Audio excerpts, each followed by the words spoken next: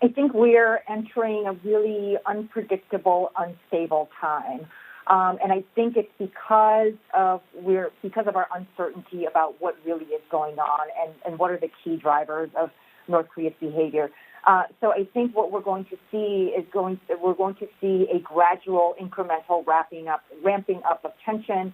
North Korea will probably follow through on what they've said about the Kaesong industrial complex and Mount Kumgang and jettisoning the military confidence-building agreement that Pyongyang reached with Seoul in September of 2018.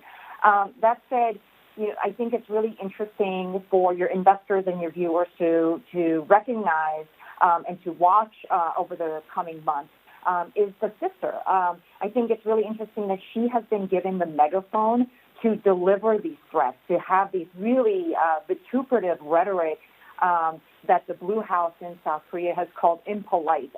They've come out rhetorically swinging.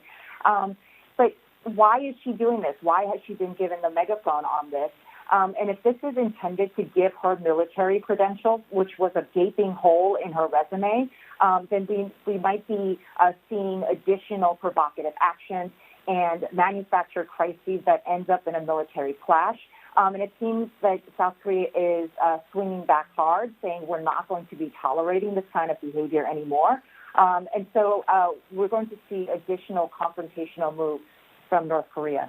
I mean, how does China respond in all this? Because in the past, of course, the U.S. has tried to lean on China to become somewhat of a mediator in disputes. But given the state of U.S.-China relations, how does that play out this time?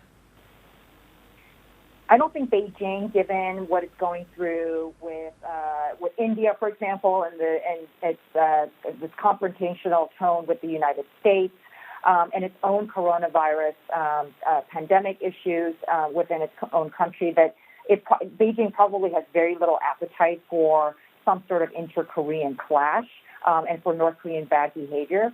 But that said, despite the 3 ICBM tests in 2017 and North Korea's largest ever nuclear test, again in 2017, Xi Jinping was very eager to come back and start mending fences with Kim Jong-un as soon as Kim pivoted to diplomacy in early 2018.